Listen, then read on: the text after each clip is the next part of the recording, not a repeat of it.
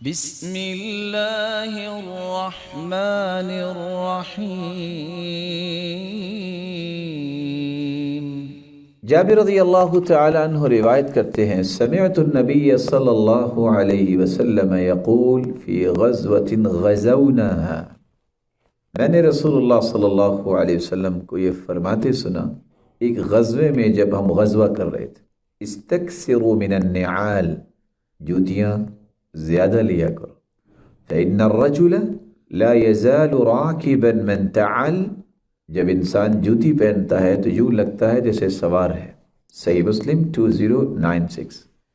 اور سنن ابی داود کی روایت کے الفاظ یہ ہیں 4133، كنا مع النبی صلی اللہ علیہ وسلم فی سفر، ہم اللہ کے رسول صلی اللہ علیہ وسلم کے ساتھ تھے، فقال اکثروا من النعال، جوتیاں زیادہ کیا کرو، فإن الرجل لا يزال راكبا من تعل، انسان جب جوتی پہنتا ہے تو یوں لگتا ہے جیسے سواری کر رہا ہے۔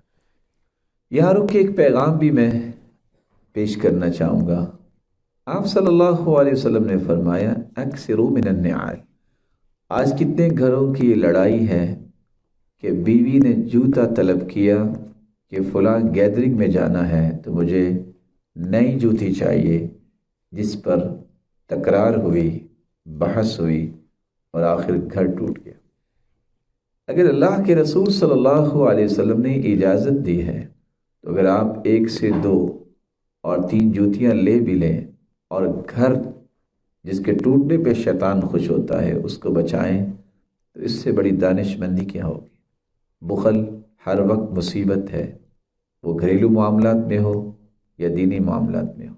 اس لیے رسول اکرم صلی اللہ علیہ وآلہ وسلم کی فرامین کی روشنی میں ان چھوٹی چھوٹی باتوں پہ اپنے گھروں کو برباد نہیں کرنا چاہیے، بلکہ خوشی سے احادیث کی روشنی میں آپ صلی اللہ علیہ وسلم کی سنت سمجھتے ہوئے اچھا برتاؤ کرنا، اس کو اختیار کرنا چاہیے۔